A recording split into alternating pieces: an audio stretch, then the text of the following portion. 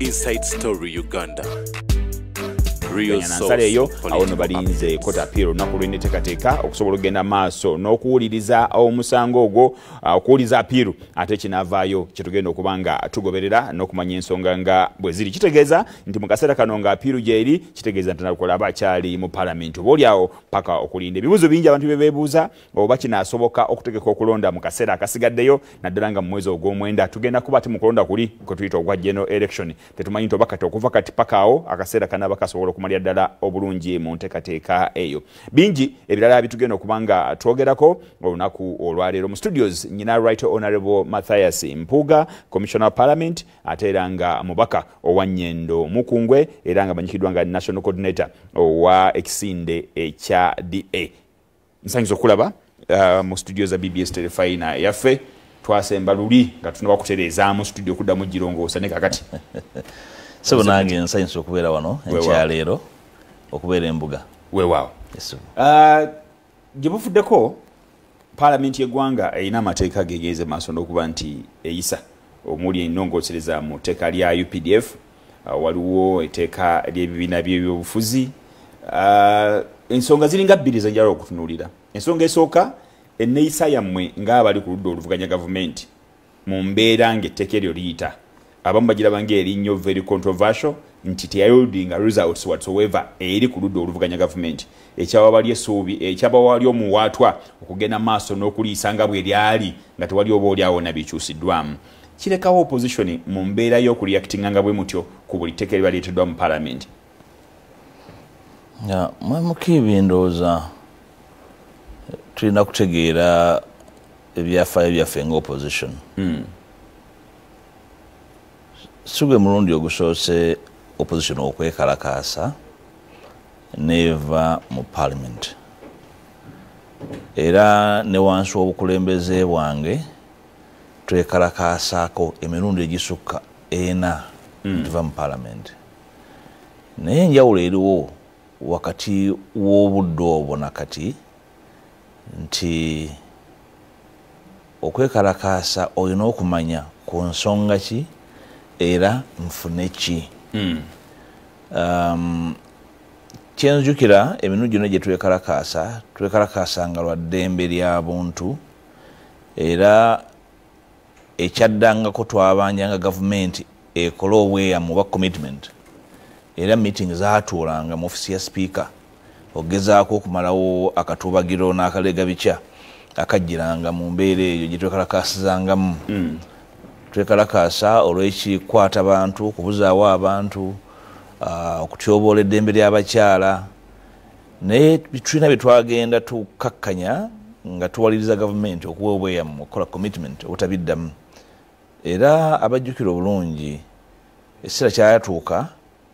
nga tutuula mu ofisi ya speaker ne Ssaabaminisita, minisita w'ebyokwerinda, minisita w'ensonga ez'omunda ku nsonga z'ekibuzaawo bantu. Ekyokusaalirwa ebintu ebyo byagenda bivaawo okugobererwa bwe nava mu ofiisi ne commitment ze baali bakoze nabo ne babivaako. Kakati kyengezaawo okujjayo nti bwe baba wakwekalakaasa kikyandibadde kya bumanyi okwekalakaasa ng'omukolo. Olina okuba ng'olina target y'ebyobufuzi opponent we gy'oyagala omutuusa obweko w'omutuusa. Twandibadde twayigira ku kwekalakaasa kw'etteeka ly'emmwanyi. Nze omu kubalowooza nti nayo twakukwata bubi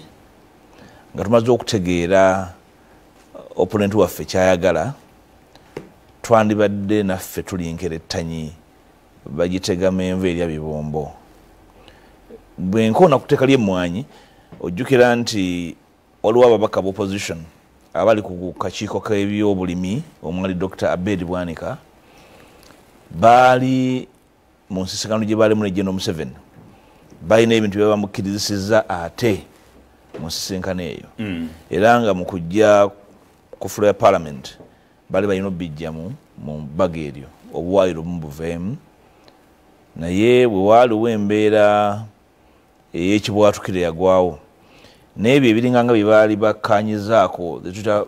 legislation rollbacks okubaako ebintu ebisuuzibwa bali bwe balabanga akavuyo kazze nabyo ne birugenda so ng'oggyeko amaanyi olina n'ogassaako obukodyo bw'okozesa amaanyi gokka oyinza okwesanga olina byofiiriddwa n'olwekyo eyali tactical mistake naadde sisuubira nti ku mulundi guno ensobi y'emu eyinza okuddibwamu bwe wabanga waliwo etteeka eriyisibwa ekimu ku bintu bye ndowooza nti bikulu nnyo eri abantu abalina ebirowoozo eby'enjawulo kwe kuteeka ebirowoozo byabwe ku rekodi ya parliament kubanga ekyo bwe mukikola kibayambako n'okuteeka ebirowoozo ebyo ku mutimbagano gwa Hansard ogunaabayamba nga mugenda mu kkooti okusoomooza etteeka eryo kati tulina bye twafiirwa nti sibyagenda ku rekodi tekigaanagenda mu kkooti naye oba olina ekintu kyewejjeeko ekyandibaali kikuyamba okugamba nti palamenti yatambula bweti netambula bweti twagiwa amagezi ku nsonga bweti ne tugirabula ku nsonga bweti naye tebaawulira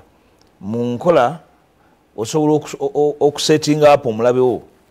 n'akola ensobi nzikiriza neyewoloyo akantu katono nnyo nga ekyokugyeho nabo nalukola mu palamenti bakiteekateeka bali abainrm bakiteekateeka okuteekateeka violence eyo n'ebyagigenderako kubanga strictly speaking the law omukyalo w'NRM ajja gamba violence yaliwo sinze nagiteekateeka naye yakosanze naye nga bwebuuza kubanga ojja gamba nti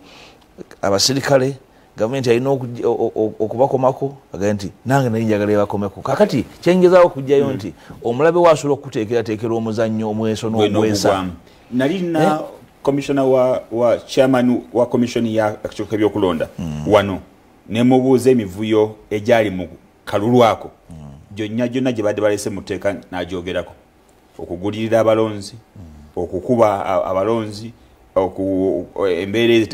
tatambula bulungi commissioner yennyini ssentebe w'akakiiko k'ebyokulonda ye kennyini n'ayogera nti ebyo byaliyo kyokka ebyo bisazaamu akalulu anti kyenvudde egamba nti clearly bw'obanga olina antenas zitegeera ebyobufuzi n'amateeka gabitwala omanya nti guno omuzannyo baaguteekateeka gubeere bwe gutyo kyakusalirwa ky'amaanyi nakino kyenkugamba nti ne mu parliament tokkiriza mulabe w'okuteekateeka muzannyo n'oguzannya bali bamanyi nti opposition bwe oyagala okola ebintu byo kubanga balina numbers ffe tetusobola kuzannya numbers game tusobola kuzannya logical game so ndowooza ntwasuba omukisa nga opposition what applying a logic ku kintu kino so nga ate abamu ku ffe twali tuteeseteese ekiwandiiko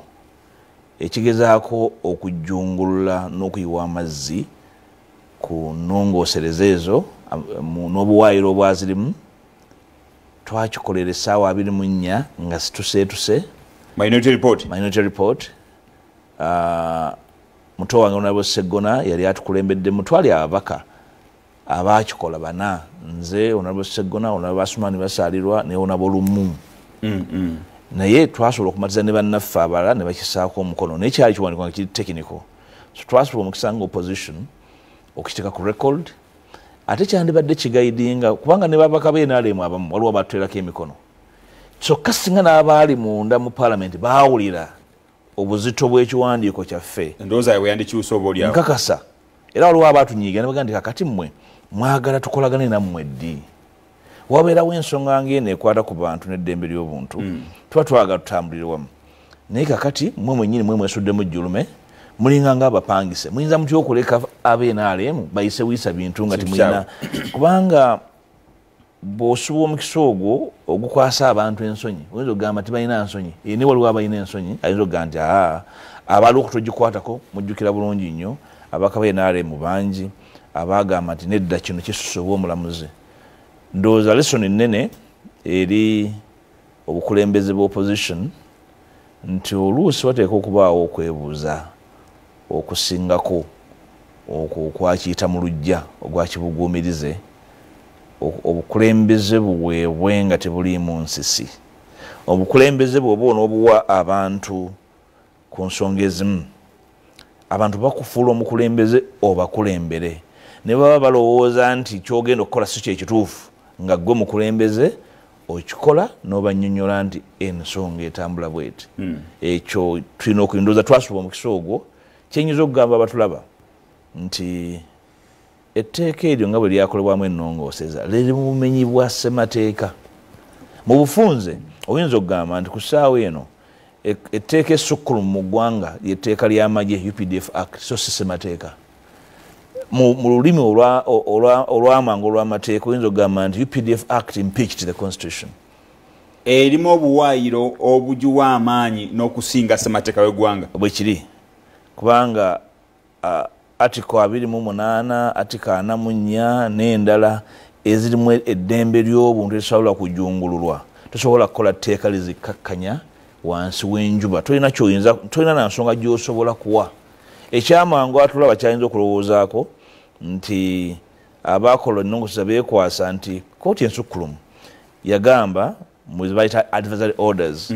oba ebiragiro naye nga kuwa magezi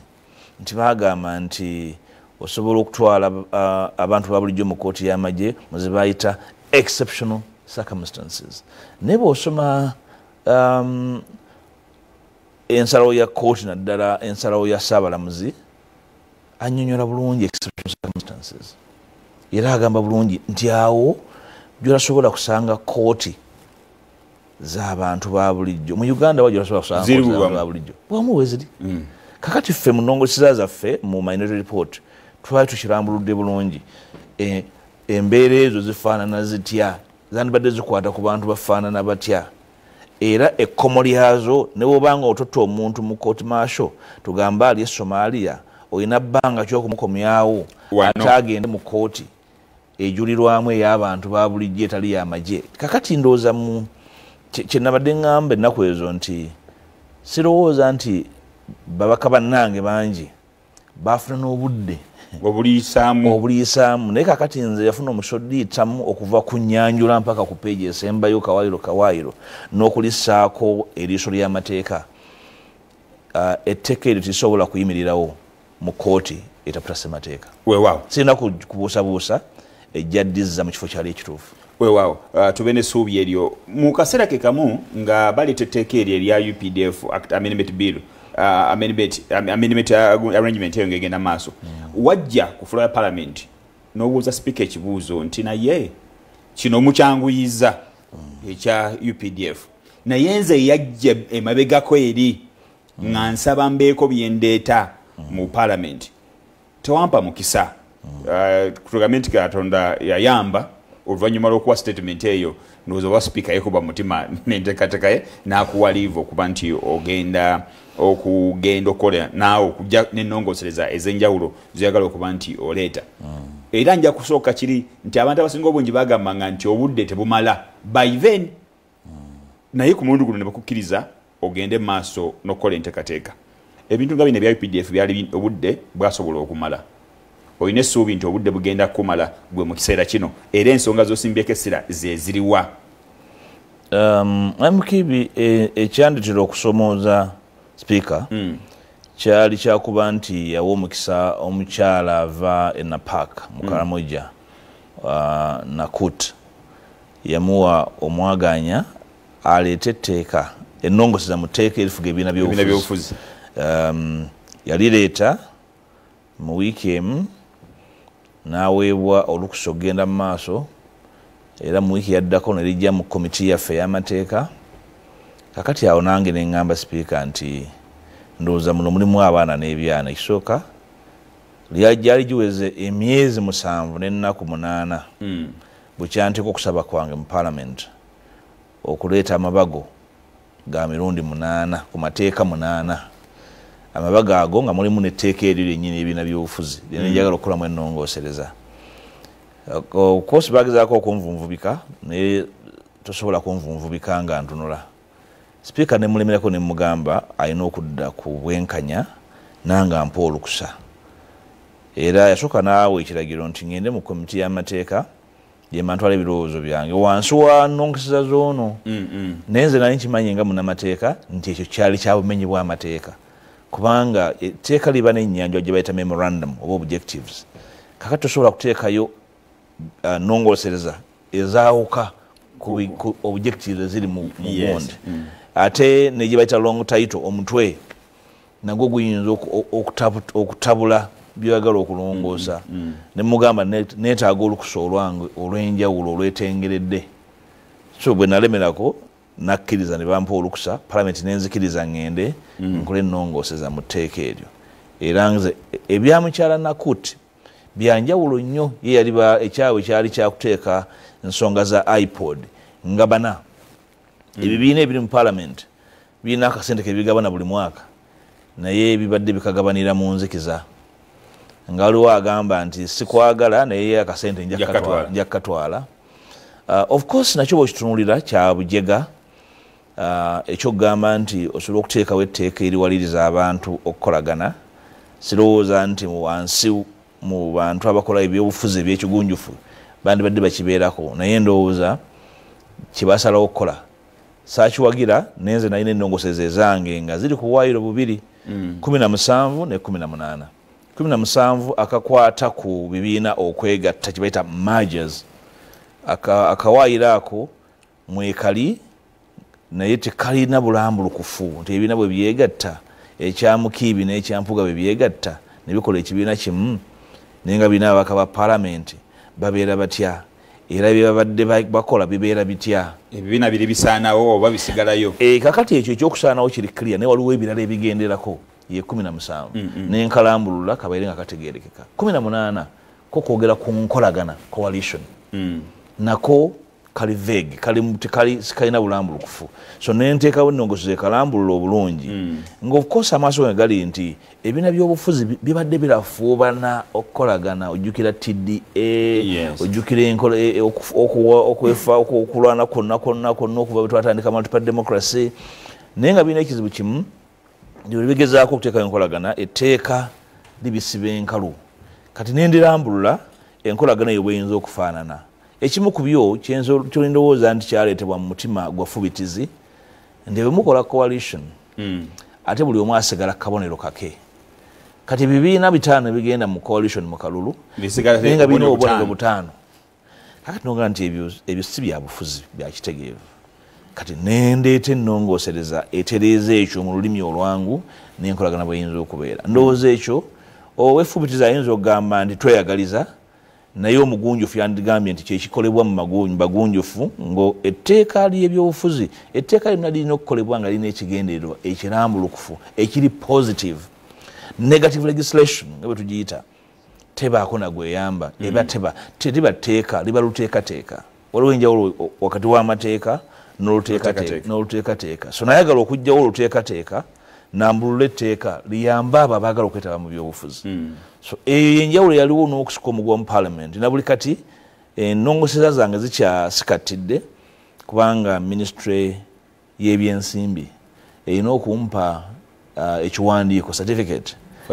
eraga nti ennongoseza zange tizigenda kukosa kitavu kya ggwanga naye tewerabira nti ye munnange certificate bagimuwa mu lunaku lumu naye kati njogera n'abakulu wiiki eno ngezaako okulaba nti certificate eyo evaayo kubanga ennongosereza ezo zenakola zirina impact kukulonda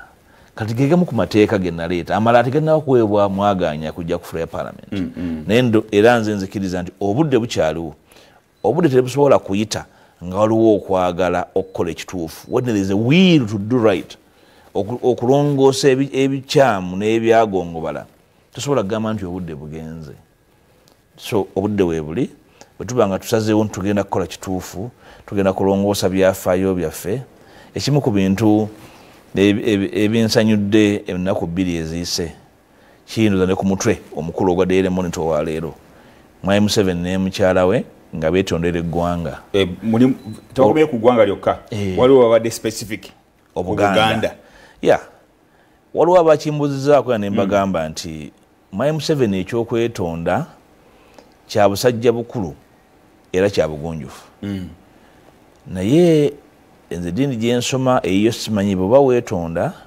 n'ensobi gy'okoze ogikola ki ogyatula ogyogera fero tugenda okwejjusa bwe tukola n'ensobi ogyogera era no directinga ensobi eyo eri oyo gwe wakolako omusango kakati kyobuuza nti obadde mukulembeze wa ggwanga lyonna Uganda lwaki specifically Buganda wagikola ki kyandiyambye nnyo okakkanya emitima gy'abantu ba Buganda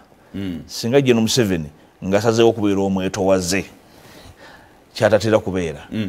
n'agamba nti bannange eno yali ensobi naye kyembajagala okudjayo nti ezimu ku nsobi z'akoze eri eggwanga z'amateeka legislative mistakes deliberate mistakes ensobi ze ndowooza nti ŋŋenderere ez'okwagala okwesooloobya ku balala si kyabwenkanya omukulembeze afuze eggwanga emyaka 4 ekyokubanga okyasiikinga petty advantage mu legislation ndowooza oba omaze okuggwa ennyalwengo ga nti bannange kati bino ng'okwetonda kwe kwazze nenga omanyi kwaleeta okwetonda ffe tugamba mu lulimi lwaffe olw'amateeka nti apology okwetonda tekubaako but an apology is never equivocal tugamba nti nsonyiwa naye so akati ezimu ku nsobi ze ez'amateeka nali n'etteeka ly'ebibiina by'obufuzi lyakolebwa ne liteekebwamu ensobi eŋŋenderere obuwaayiro bwe njagala okulongoosa era ndowooza Gen Museveni alina abamuloopera ndowooza ne terefayina agiraba mutegeeza nti etteeka lyakolebwa nali nkimanyi era nkimanyi naye tayagala ebibiina bya bufuzi bibeerewo era yagala tusigale mu kipooli ng'agamba ebibiina byawulayawula abantu etteeka erifuga ebibiina by'obufuzi lirimu ensobi eŋŋenderere ate nyangu nnyo okutereeza bwe ziba nga zakolebwa mu butanwa bwe ziba zakolebwa mu bugenderevu bayinza oziremesa mu kwetonda kuno zirongoosebwe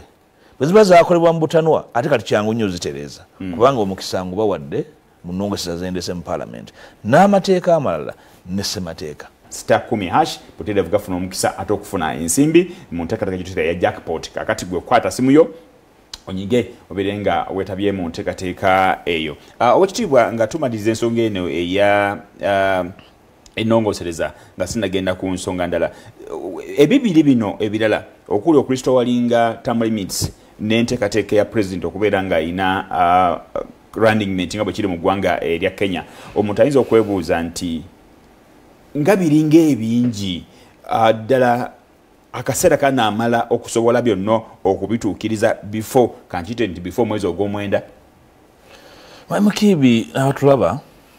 bwe nali nteekateeka amabago gano 8 kanjogere ku 2 ssemateeka namwawulamu emirundi 2 nateekayo amabago 2 okulongoosa ssemateeka erimu nga lisimbye mu kawaayiro 260 mukamu eddala nga lisimbye mu 260 mu 260 mukamu ssemateeka asobola okulongoosebwa paalamenti ng'ekolagana ne gavumenti ez'ebitundu zonna mu ggwanga nga ziyisa ebiteeso 2/3 ekyokubiri ebyo ebisobola okulongoosebwa ssemateeka nga paalamenti yekikola yokka so amabaga ago nagaawula singa nali mpeereddwa olukusa gajje ku fulo ya paalamenti yayina obuyinza okusalawo negamba nti bino bisoboka mu kiseera kino ebirala bikole ki birinde kuvunaanyizibwa bwange bwali bwakuba birowoozo byendowooza nti birina okukyuka kati mu kakiiko k'amateeka gyendi memba ensonga ngaeyo bwejja akakiiko kakenenula ensonga eyo ne kawa paalamenti amagezi mu alipoota engazi kunegaa nti kino kisoboka tukikole obudde n'ensimbi bijja kusoboka kakati nze sobola kugamba nti neesaleko ebirowoozo byange kubanga obudde kiri eri abo abalina okusunsula ensonga eyo gamba nti eno tugikoleko tugisobola mu kaseera kano oba eno erinde so n'olwekyo ekyo sirowooza nti kyandibadde kinene nnyo n'amabaga amalala ekyokulabirako etteeka ebbago lye naleeta okukkiriza abasibe n'abali ebweru okulonda paalamenti yokka eriyisa ne mu nnaku 2 eriyisa kakati eri oba osobola okukola amendment ku tteeka erifuga amagye mu sabbiiti emu kino kigaana kitya so nga ate bw'otunuulira n'obwetaavu obw'abasibe okulonda n'abali ebweru okulonda abali ebweru munnayuganda yenna kasaaba nga alina paasipooti ewali embassy oba high commission gy'ofuula polling station. Ewali mukomera ewali ekomera era yebeera ki polling station. Electoral commission erina kukola bukozi appointment letter negamba nti oba OC ye returning officer owaawo oba ku foreign mission owali omu ku ambassadors kubanga embassy zaawuka mu bugazi no appointment omu ku foreign officers, foreign service officers nga returning officer ate nga balonda president yekka. Watusobola kusinzira Bungereza n'ogamba ngenda kulonda president n'ombaka wa parliament ne ssentebe wa district nedda ne president. Ekirala ekyamateeka abantu bambuuza omusibe alonda atya mu kutegeera obugazi bw'eddembe ly'obuntu. Omuntu n'abeera mu kkomera waliwo eddembe etamuggyibwako mu mateeka agafuga eddembe ly'obuntu ag'ensi yonna. Erimu ku byo gye bayita civic rights, eddembe ly'okusalawo omulina okulonda. Omuntu yekka atakkirizibwa kulonda mu lulimi gye tuyita decommissioned person ye muntu yasalibwa ogw'okufa. Bw'oba osaliddwa ogw'okufa obeera nga atali ku nsi. Naye omuntu omulala yenna tosobola muggyako ddembe erimu omuli n'eddembe ly'okulonda. Kakati ebyo bisobola okusalibwawo mu kaseera katono. Kwali kukola nnongoosereza mu tteeka lya kiwuka ebyokulonda nekibeerawo. Ebirala byetaaga emboozi ngangazi, amateeka nga erya palamenti bye naye njagala bikyukemu, okuteekawo palamenti bbiri enkulu n'ento, kyokka n'okkendeeza ku bugazi bwa palamenti ento nga tukozesa system gye tuyita proportional representation. Mwamukiibi ekimu ku bulabe obuli mu ggwanga muno era General Museveni bw'abanga atandise okwetonda kyalina okwetonda mu particular terms yensonga ye kwekomya obuyinza n'obugagga bw'ensi. Tosobola kukulembera banno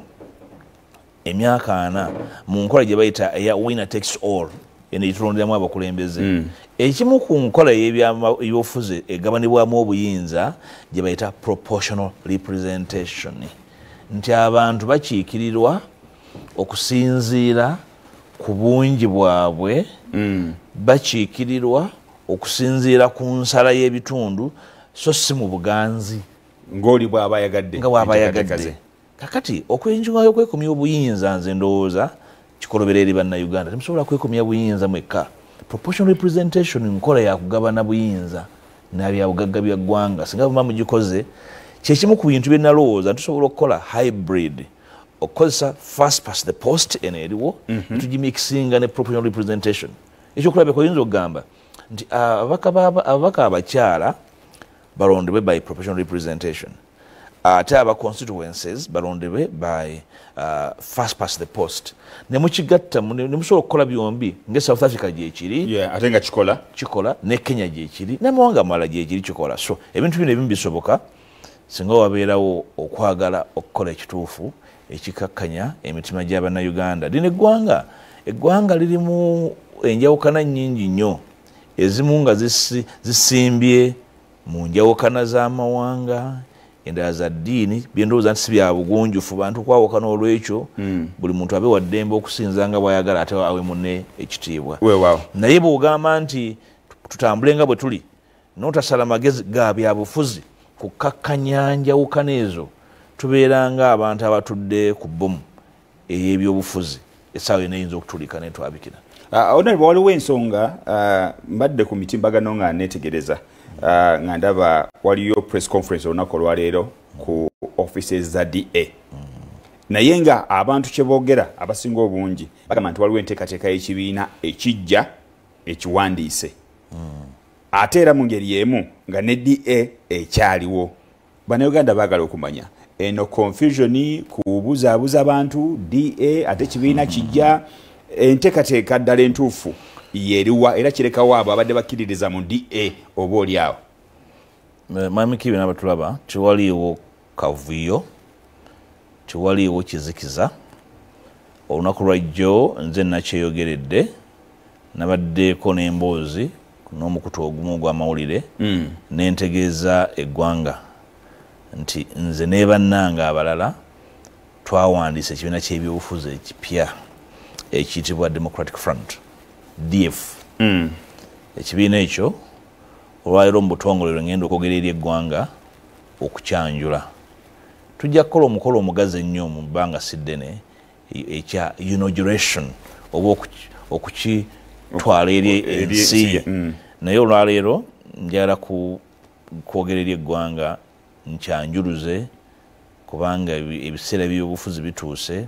bamanye abantu bategeere kala zaakyo, obubonero bwakyo, ate mbanjulire n'emitendera gye tunaayitamu, ofuuka otya memba, tunasala tutya bakandidate n'ebifaanako bwe bityo.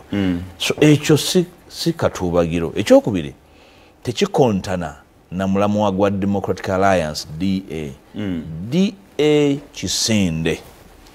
Ekisinde si kyekibiina ky'ebyobufuzi byanjawulo. Ekisinde kibeera kiwandiise. Ekibiina ky'ebyobufuzi kiba kiwandiise mu mateeka. Democratic Front okimanyi bulungi Mwayimukiibi n'abatulaba nti bukyannangirira nti ensonga zikwata ku NUP nazizaayo ne bannanga balala bangi ne bannayuganda bangi abatalina bibiina. Mwayimukiibi oli munnamawulire nsobola okukusoomooza ogenda oyimirire wali ku ntawetwa ng'ogenda obuuza abantu abakuyitako bameka abalina kaadi z'ebibiina, ojja kwesanga nga abantu 100 bonaabuuza abantu 7 tebalina kibiina. So bannayuganda batalina bibiina, n'abo abaagala okuva mu bibiina gye bali eyo nga emitima gibatundugga olw'embeera yaagyo, twagala tukomyewo embeera ebyobufuzi erimu okuwuliziganya okwannamaddala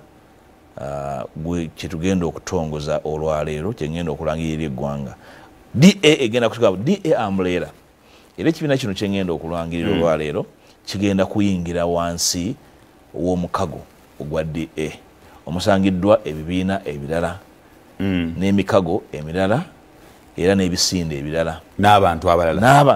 abalala. Ekyo kisobola kuvaawo kubanga kyekinyusi kya DA kye twatandika nti wabeerewo enkola ey'okuwuliziganya wakati mu butakkaanya tubeko bye tukolera awamu, naddala abo abaagala ebintu ebimu bikyuke mu ggwanga lino omuli n'obuyinza. N'olwekyo olwaleero twaliwo kye tugenda kukola kijjulula ebyo okuggyako okubinyweza n'okubyongeramu ekinyusi kye tugenda okukola enkyaleero awo e Namirembe ku office that DA. Era oluva wano wentuukira okwogerera eggwanga ku nsonga eyo. Abantu bangi buli bawulira ekibiina ky'ebyobufuzi political party ekibajjira mu bwongo baba president w'ekibiina, fulaga beera w'ekibiina mu general election. Mu nteekateeka eno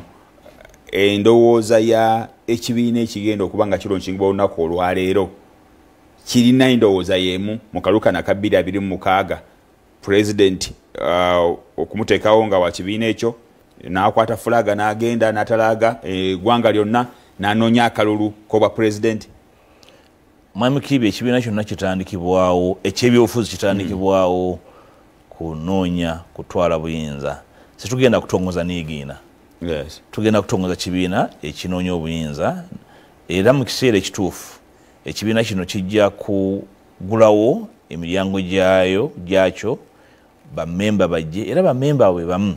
bajja kwerondamu abakulembeze ku mitendera egy'enjawulo nga ssemateeka w'ekibiina ekyo bw'alambika. Baanamala okulondamu abakulembeze era be banaasalawo wansi mukago ogwa DA beerondemu oyo anaabakwatira bendera mu kalulu akanajja ku bwa pulezidenti, ku paalamenti, ku bwa mmeeya. Ekibiina ekyo kyetegefu okuwa abantu omukisa okwesimbawo ku bifo ebyenjawulo nga kuli ne pulezidenti. So n'olwekyo ekigendererwa ekikulu kya buyinza si kyakuwerekera naye kyakuvuganya, kyakulamuza, kyakuwa alternative, kyakuwa ebyenkizo kigenda okukola mu ngeri y'obukulembeze mu ggwanga no gye bukwatibwamu. Ndowooza nti bannayuganda bakiwa omukisa bagoberere balabe, sirina kubuusabuusa, bajja kulaba bw'enjawulo ey'amaanyi ennyo. Naddala bannayuganda abaagala ebyobufuzi nga mubitya olw'embeera gye bikwatibwamu mugenda kufunawo ekyenjawulo. Abantu abasinga obungi bwe batunulira ekireeta ebibiina by'obufuzi abamu batunulira nti ekibiina ky'obufuzi kiba ne filosofe yaakyo. Abamu ne bajja nagamba nti ffe federo gwe tusimbako essira, abalala bagamba nti ffe enteekateeka kati bw'ojja kwetegereza banaga nti ffe twagala mazima na bwenkanya nga DP bwe badegenda maaso n'okuba nti eslogani yaayo. Ekibiina kino ekigenda okuba nga kirangirirwa essira kiriteeka ku ki era kizze kuggyawo gapu ki gwe gyoyinza okubanga olaba kati mu byobufuzi by'eggwanga lyattu Uganda? Obutafaananako n'ebibiina bingi bwe tunaaviira ku kitebe kya DA ne ssemateeka wa DF oyinza okuvayo ne kopiyo olabe ku mugukira ku nnyanjula ya ssemateeka wa DF alambika bulungi ennono y'ekibiina mu lulimi olwa byobufuzi. DF eri center left ebeeramu embeera eya bwannakalyakaani conservatives mubeeramu embeera ey'okugamba okufa kyetulwanirira okulaba nti gavumenti ng'ekulonanyizibwa bwayo ate ewa eddembe n'abantu aba bulijjo okukola ebyabwe naye nga gavumenti yeekulembeddemu mu nteekateeka ezo. Ekyokubiri tuli kibiina ekigenda okuteeka ennyo omuzinzi ku butonde bw'ensi, we are a green party. Ekyokusatu tukkiriza mu kugabana obuyinza mu nkola ennuŋŋamu. We are a pro-devolution party. Twagala obuyinza bugabanibwe olw'okuba nti Uganda Katonda yagitonda bulungi nga tuyina ensalo ezitugabanya. Abakola Uganda bamanya bano Bakeddi, bano Banyolo, bano Batoolo, bano Baganda. Obuyinza twagala bugabanibwe bannannyini nsi baganyulwe mu bugagga bw'eggwanga lino. Ekirungi bwe bugabanibwa tewali kusenga gy'agadde kusenga. Ekyo tukkiriza mu kugabana obuyinza mu nkola giyite eya federal, giyite eya devolution, era mu ssemateeka waffe tukirambise bulungi n'okunyweza obwetwaze bwaffe nga tulwanyisa embeera ey'okufugibwa nga tufugibwa ku luti abantu abali ebunaayira. Okunyweza independence, obugagga tubuyina, tuli very articulate mu ideology yaffe ne byetwagala okugoberera. Si kwogera bwogezi ntwagala nkyukakyuka, ne mu nkyukakyuka ezo naye ngeri gye twagala ogikwatamu tugirambise bulungi mu kiwandiiko ekinnyonnyola gye tuyita get up oba okuyimirira kw'ekibiina mu birowoozo by'ebyobufuzi. Waliwo ensonga bbiri ezitawanyiza ennyo oba oliawo ebibiina by'obufuzi ebisinga obungi. Waliwo ensonga ekwata ku nsimbi. Ebibiina ebisinza okwawukana biinamu nnyo embeera y'okuba nti bivugiriddwa oli gwe tulwanyisa ate eno ne baawukana. Bwe tutunula ekibiina kya FDC accusation ebaddewo wakati wa bakoze ebiwayi ebyenjawulo. Ate era n'ensonga endala ey'okubiri kwe kulemesebwa okugenda mu bantu okutambuza enjiri. Ezo ensonga bbiri osuubira kuzaŋŋanga otya n'ekibiina kyo ekijja? Demokrasiya ekibiina kyonna gwe kyagala okuwa bannayuganda kirina kusooka kumwewa ne bammemba baakyo. Buli lwolaba ekibiina ky'ebyobufuzi nga tekirina butangaavu bwa nkwata ya nsonga kiyinza okubeera akabenje singa kiba kikutte obuyinza bw'eggwanga. So democracy atandikira waka. Charity begins at home. So bw'oba oyagala okuwa bannayuganda obutangaavu mu nkwata y'ensimbi, mu nkwata y'obutakkaanya, mu nkwata y'ebintu ebiri byonna ebiri mu lukale birina kutandikira munda. Ssemateeka wo agamba ki? Omugoberera bw'ofuna obutakkaanya muyina conflict resolution mechanism mugirina, bemba temugirina, muba mwagala obutakkaanya bugwewo butya, asinga obuwanvu, asinga eddoboozi, asinga okuvuma, asinga okuwemula. Kakati ebyo byonna bye bitandikirwako. N'olwekyo ndowooza okusomooza okuliwo nti ekibiina kirina okuba ne clear articulate conflict resolution mechanism ate n'obwerufu mu buli nsonga yonna engeri gye mukwatamu ensimbi z'omuwi w'omusolo n'ensimbi z'abantu zebabawa okutambuza ekibiina ekyo. Ebyo bitabaawo muba temuna kimugenda kuba bannayuganda kirala. Ekyokubiri okusoomooza okuliwo mu ntambuza y'ebibiina by'obufuzi. Nfuga yafuga bbi ya bwannakyemalira. Ebibiina lwaki twali tulwana tulabe nti enkola ya DA efuna omuzinzi nga twagala eddoboozi lyaffe libanga likwata ku nsonga ffenna etukwatako libeera limu. Yensonga lwaki twali tugamba tulina okuteekawo empuliziganya, engagement, si reforms zokka mu mateeka naye n'okuwuliziganya okusobola okuwaliriza gwe tuvuganya naye akole commitments ku demokrasiya, ku kuwa ekitiibwa bamuvuganya. Temusobola kyogerako bwogezi nga buli omu akyogerako kadaala ke. Mulina okuteekawo embeera ne bannayuganda abalala ne babeegattako abalina interest mu kulembera kw'eggwanga kuno ne babeegattako eddoboozi ne libeera ly'amaanyi bannakyemalira bonna gye bafa benkana walina okubeerawo collective effort amaanyi agava mu buli nsonda okuba n'eddoboozi limu ku nsonga ne mugiremerako ne mugibeerako naye ono ayogera kitta bantu ono ayogera kibuza bantu ono agamba ddembe lyakweyogerera oli agamba tteeka ly'amagye so that's scattered effort amaanyi ago agasaasaanyiziddwa tegasobola kuvaamu kintu kya muzinzi kyova olaba nga ffe mu DA tukyagamba nti ensonga zaffe zibeere structured